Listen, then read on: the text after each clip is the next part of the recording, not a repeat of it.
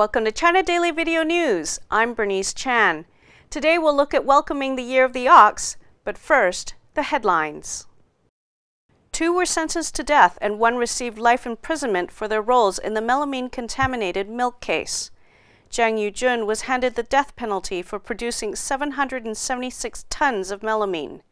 The court also convicted Gang Jingping of adding melamine to milk and selling it to dairy companies.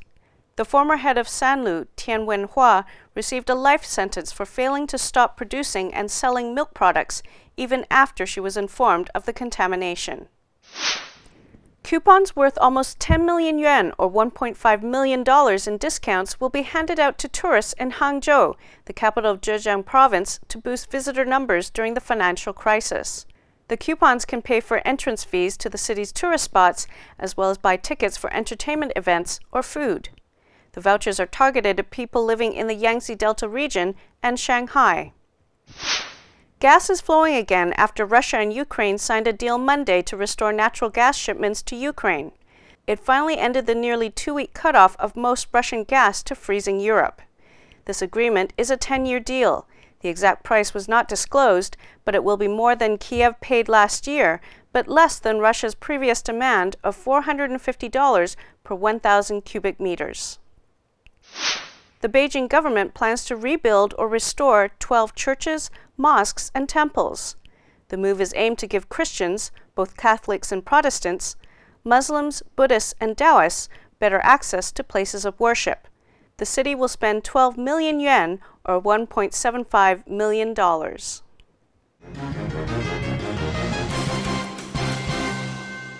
And now for more news in depth. A day after being sworn in as the first black president of the United States, Barack Obama plunged into governing a country he has vowed to change. After attending 10 inaugural balls until 1 a.m., Obama started work early the next morning, meeting with members of the National Security Council and the U.S. military commanders in Afghanistan and Iraq. He and his wife Michelle also welcomed hundreds of people to the White House in a bid to make his administration more accessible to the public. Around noon Eastern Time, January 20th, Obama was sworn in as the 44th President of the U.S. Some 2 million people gathered on National Mall from the Capitol to beyond the Washington Monument to watch the historic event. On Wednesday, Israel said it completed its pullout of the Gaza Strip following its 22-day offensive on Hamas. Israel had withdrawn most of its troops before Barack Obama was sworn into office Tuesday, a move analysts say is an attempt to avoid any early tensions with the new administration. United Nations Secretary General Ban Ki-moon toured Gaza's rubble-strewn streets and described the destruction he saw as heartbreaking. He estimated some $330 million is needed for urgent aid in the coastal enclave. Palestinians claim over 1,200 Gazans were killed and over 4,300 wounded, mostly civilians. But Israel disputes the numbers, accusing Hamas of inflating the numbers. A 16-year-old student died of bird flu in Hunan province on Tuesday, the 3rd fatality in China this year. The boy, surnamed Wu, developed a fever on January 8th and was admitted to hospital, but doctors were unable to save him.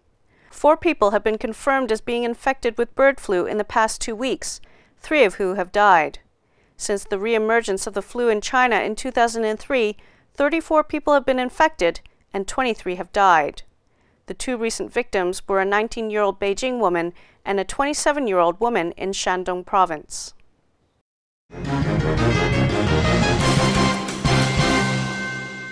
And now for more news on a lighter note.